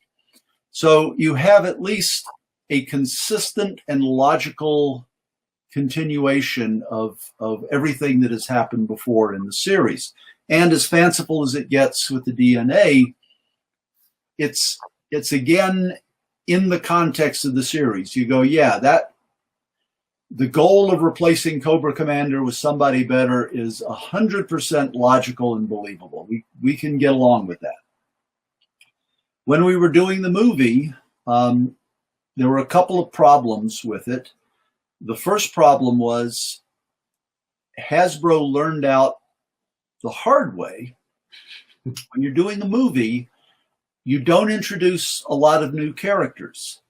The audience coming to the movie does not want to see new characters. They want to see the characters they love and are familiar with on the big screen. And Hasbro thought of this as just simply a 90-minute episode where, you know, season opener, you know, for season 3, where they're going to introduce a bunch of new characters. And the audience was just impatient. It was like, oh, get us to Duke, get us to Flint, Lady J, you know. They didn't want to sit through this. The second problem was the story that we came up with, which was a big, epic sci-fi type story. It comes out of left field for the G.I. Joe series. We had done nothing up to that point to indicate there might be a bigger organization behind Cobra.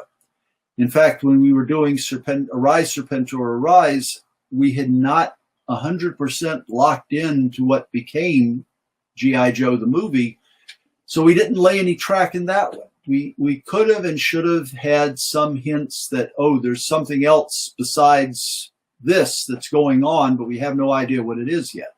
But at least indicate to the audience something is on its way. I don't know if you remember the Soprano TV series, but typically the first episode of every Sopranos TV series, they would launch about a dozen different subplots, and then they would just winnow them away over the remainder of the season. Half of them they would forget and never come back to. Most of the rest would get a very brief, mentioned to tie them off, and they would forget them, and they would find the 1 or 2 subplots that they really liked and focus with that. Yep. But the advantage they had was that by having so many subplots, no matter what happened to the show externally, they would have had some direction to go in.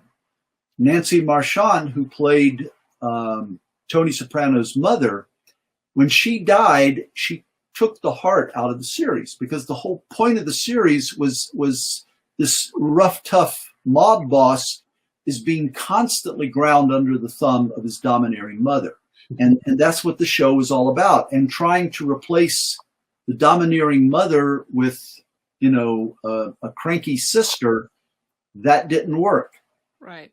And the lesson they learned from it was have plenty of things out there that if you've got to make a sudden change, you just go, oh, yeah, the FBI agent that's been pretending to be what's her name's friend, she's going to come back and bring all this other stuff in. And then you've got someplace to go with it. With the G.I. Joe movie, we should have started in a much more conventional place for G.I. Joe. It should have been, and the opening is kind of that, but we needed a little bit more than we did. Right. And I feel like that's what you said about the introducing new characters. That was paramount, because as a kid, like you said, like we didn't want to see, it was like, who are all these new jerks? Like I want the ones that I know and love, not these. It was almost like it was literally Hasbro doing the same thing with both, where it's like, hey, all those things that you've got on your toy shelf? We're just going to clear it. Look, new product line. Yeah. And it at 10 years old, I was like, like, no. The movie is not the place to do that. Right. The movie is the place to possibly tie off loose ends from the series, so you don't have to go back and deal with them again. But you don't introduce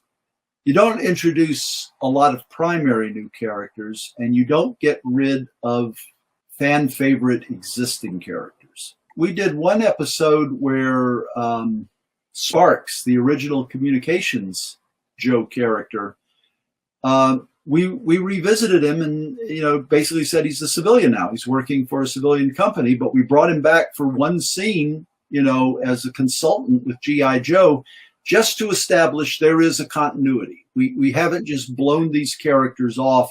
They still exist in our world. They're just not part of the Joe team anymore. As far as Duke dying, that was, they cleaned it up at the end where they're like, he came out of his coma, everything's good. But, we all dead. That sucker is dead. You know he's dead just as well as I do. Yeah, we all do. I mean, he took a snake to the heart. I mean, The irony is, when we were doing the movies, we did 3 movies that summer. The My Little Pony movie, the Transformers movie, the G.I. Joe movie. And Hasbro later told me, they said, we made a mistake in the release order. We thought we would start slow with Little Pony, build to Transformers, finish big with Joe. We recognized we should have come out of the gate big with G.I. Joe and then let it trail off to My Little Pony. When I was writing the script for G.I. Joe the movie, they said we're going to cycle a lot of these characters out, and I fought to give many characters even just 1 or 2 lines of dialogue so they could at least have some presence in the movie. Major Blood, he's got like 18 frames where he zips by and that's it. Shipwreck, who I loved as a character, they were going to get rid of him, and I had to fight tooth and nail just to get a couple of lines for Shipwreck in there. But anyway, when they were saying that Duke was going to be one of the characters that they get rid of the product line, not realizing he's one of the core characters, I said, if we've been doing a show that's a war show for 2.5 years now, let's do something in the movie that we can't do on TV. Let's kill somebody. Yeah. If we're going to process these characters out of the toy line, let's just bump one of them off and make it a tragedy and make it a focal point of the show, because our audience, which is roughly 12-year-old kids, they know people get hurt in war. and it'll be shocking, it'll be saddening, but they're ready for it. And so Hasbro said, write that scene, and I write the scene where Duke gets killed. And Hasbro liked it so much, they told the guys doing the Transformer movies, hey, kill off Optimus Prime. So here's the difference, okay? You kill a human, unless you're doing the Passion of the Christ, they're not coming back, you know. You kill a human, they're gone. You take a robot, you chop him into bits, you run a steamroller over him, you do all kinds of stuff to him, and then you can fix him. He can come back just as good as new. So the death doesn't mean as much with a robot character. On top of that, the Transformers audience is about 2 years younger on average than the Joe audience. So you got to imagine this scene. You've got this theater that is packed with young kids, because at about age 8 and 9, many of them are too young to go to the movies by themselves. Their moms or their dads have to take them. The Joe movie, kids would have been able to go see that on their own. But, you know, Transformers, you've got a lot of parents sitting in the audience. And these poor parents are sitting there and they're going, what the hell is this? It's like an acid flashback with incredibly loud music, and the dialogue might as well be in Urdu for all the sense it makes to them. The kids understand what's going on perfectly, but the adults are just, what are they talking about? What has this got to do with anything? And so the adults are there already just punch drunk from the color and the light and the noise and everything else. And then all of a sudden, every kid in the theater starts screaming and weeping hysterically. It's like, what? What happened? Optimus Prime just died. And it's like, what? You know? And the parents did not like that. They complained to Hasbro quite a bit about it. And Hasbro sent the edict, don't let Duke die. And I said, no, we can kill him. We can kill. This is okay. You know, trust me. No, he's got to live. And so, you know, they kept him alive. Yeah, that's unfortunate, because I think that would have changed the entire trajectory of how those movies performed. Yeah. Because I think G.I. Joe would have done better. Mm-hmm. Transformers would have done better. And it's an interesting decision that they made, and the trickle down effect. But I think the scene with Duke dying it's a beautiful scene. It's you know, it has just as much emotional weight as when Optimus dies. And that's still, you know, that's one of those, that was our old Yeller in that generation. Yeah. Is like, wait a minute, no. I didn't work on Transformers as one of their regular staff. I was on the G.I. Joe side of the aisle. So I'm helping Steve Gerber story edit scripts. I'm writing my own scripts for G.I. Joe, but the nature of the production schedules being what they were, every now and then we would have a period where we would recognize, you know, we're going to need a script next week. You know, you're here, knock something out as fast as you can. And so I wrote 2 Transformers on my own, and I co-wrote one with Flint. And it was basically the same situation each time. We've got a deadline crunch. We need a script. We know you're fast. Knock one out. So when I'm writing one of them, I had an encounter with Scatman Crothers, and I really enjoyed Scatman. And I go, well, son of a gun, you know, he's Jazz. I'll just make Jazz the star of my episode, and I get to hang out with Scatman all day. That's what I did.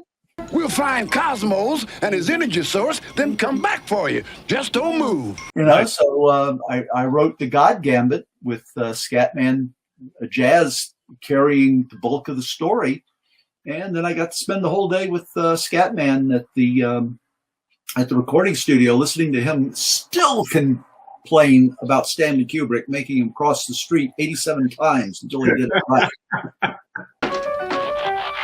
Face the star screen. This time you just ain't gonna win. For those who don't know, Stanley Kubrick was a perfectionist who often would shoot scenes again and again and again and again and again and again and again and again until he got it exactly right.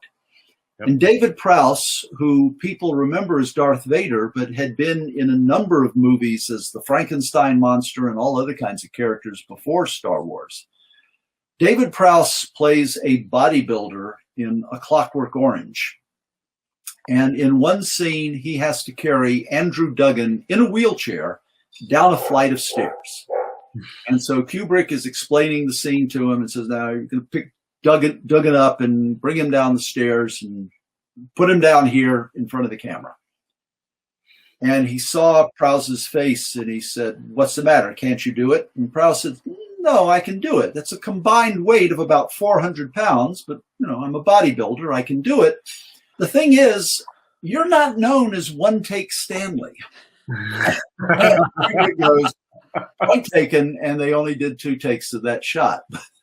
Yeah, I would have complained about that too. Too bad Shelley Duvall didn't have that kind of clout to say, hey, I can't do any more takes on this. Oh, yeah. I'd pay to see Shelley Duvall carry a guy in a wheelchair. Yeah, well, true. I'd love to see Shelley Duvall do Darth Vader.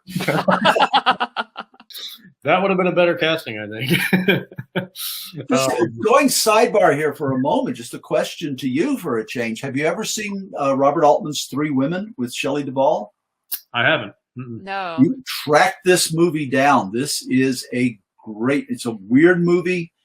When I say weird, I don't mean in the sense of special effects and things like that. I just mean it is a really offbeat story, and it is great. It is fantastic. So I will definitely look it up. Track it down. Really good. 3 Women.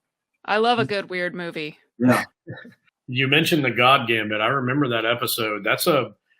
I see a trend here with a lot of some of the material that you've worked on. Is that I remember that being a really gutsy storyline, because I know Melinda's not familiar with it, but it's it was the Decepticons and they pretend to be gods, right? Right. To an alien race, and that's. And earlier in our interview here, you said the censors didn't want anything with religion or anything like that. How did you squeeze that in? Well, they don't want any real religion. That's the thing. If you can't mention an actual bona fide religion. When I was working at Filmation, we were doing a story where we had to translate something from Latin into English. And this being in pre-internet days, we were wondering, well, how will our characters figure out how to translate it? And I said, well, just have them go to a Catholic church and ask a priest. I mean, the priests know Latin.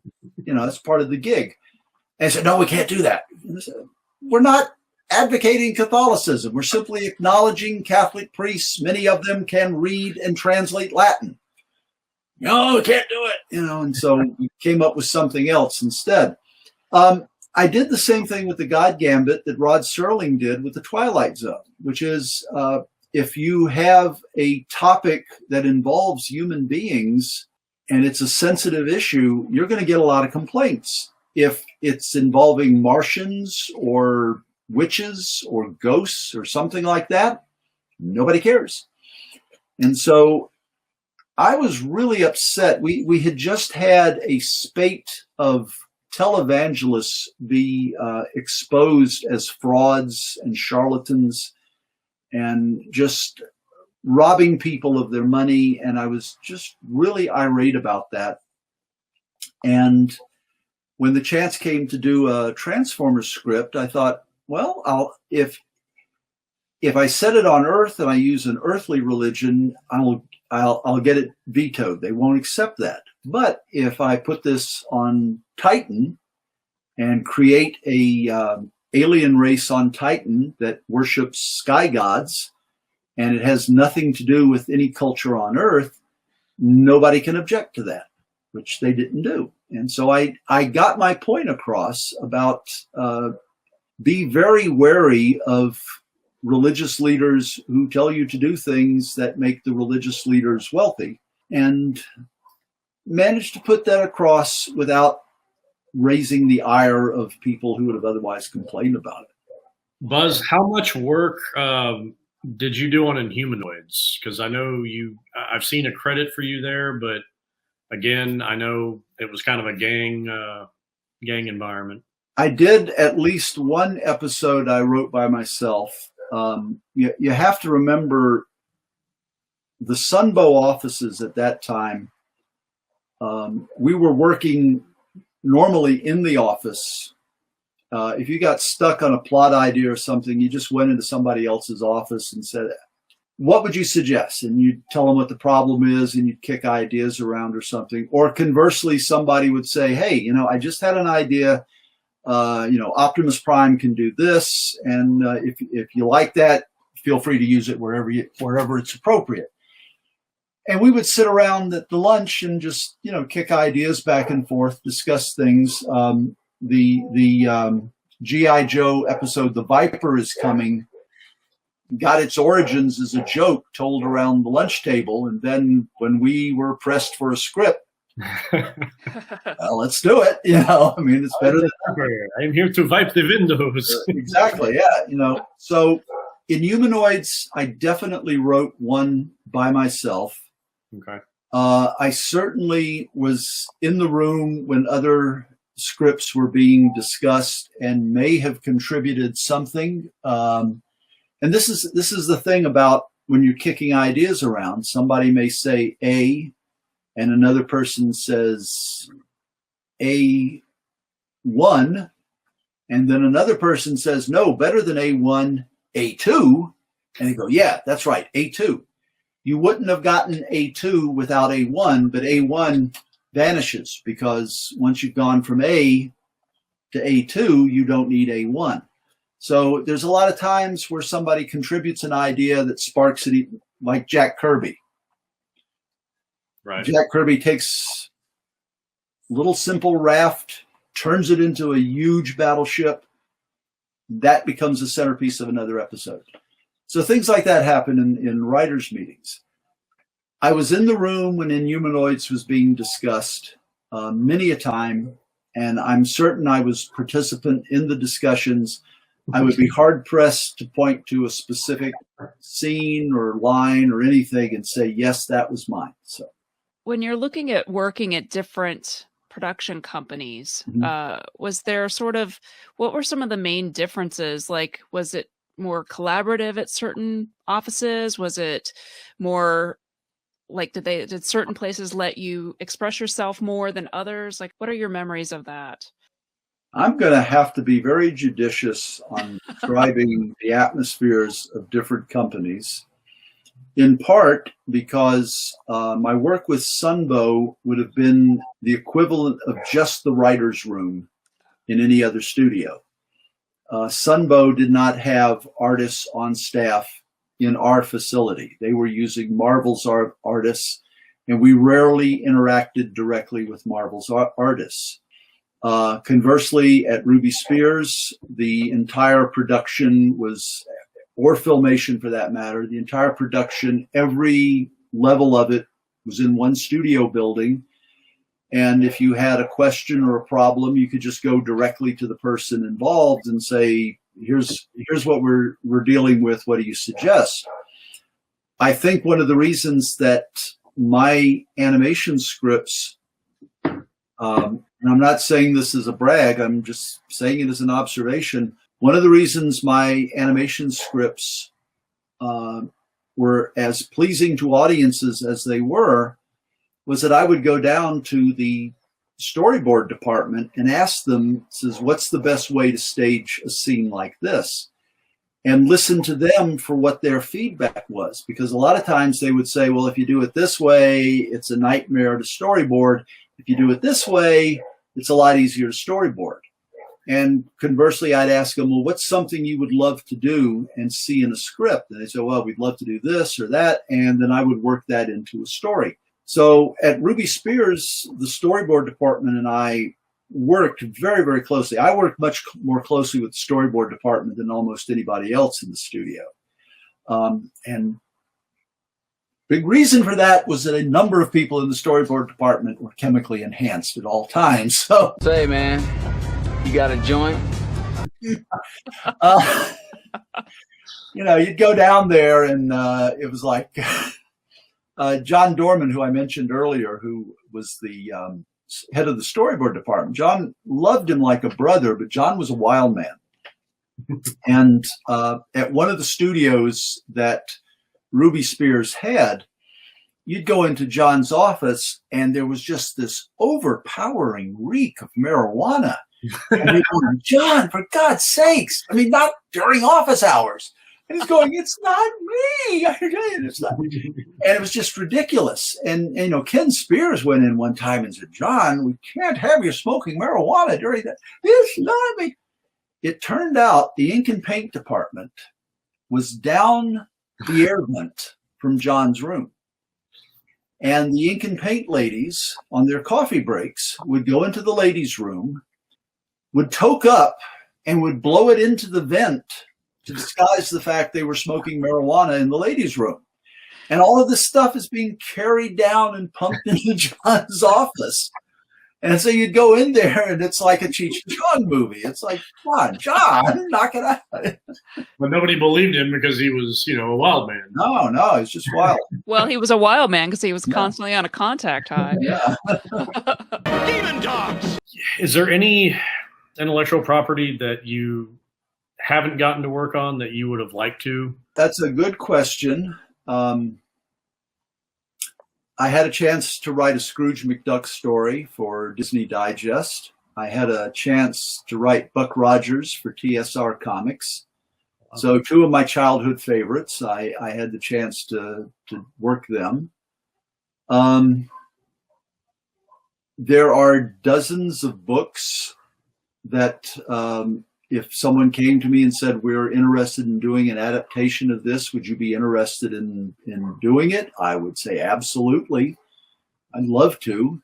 But, you know, if it isn't on the plate in front of me, so to speak, I don't pine for things that I don't have the wherewithal at this moment, you know, to bring into fruition. I've got my own projects that I'm working on, my own books, and you know, I just focus on that. Everybody's got their wishful thinking. Yeah. You know, it's futile to chase those sometimes. Yeah, I mean, which doesn't stop me from having ideas. Like, case in point, this morning I'm just checking my phone, and I see in a quick scroll I pass an image of Popeye, and then I pass an image of Indiana Jones, and I go, son of a gun, a Popeye Indiana Jones crossover would work really well. What? Who do you pitch that to? Come on. So we just really appreciate you taking the time. I know we won't take up any more of your valuable Oh, it's evening, my pleasure. Thank you. Thank you. I love talking to you. It was like a kind of a little dream come true for me because Thundarr is truly like a very special thing to me. So I really appreciate it. I'm glad you enjoyed Thundarr. I'm always touched when I hear from fans of the old shows, and it means a lot to me because when I was a young fan in the 60s, EC's bullpen was legendary at that time. Everybody talked about, you know, Frazetta and Williamson and Wally Wood and all these other incredible talents that were on tap at EC Comics. And, you know, as a 16-year-old, I was thinking to myself, boy, I hope someday that I can be involved in some really cool project with really cool people that people will remember for years to come. Got my wish.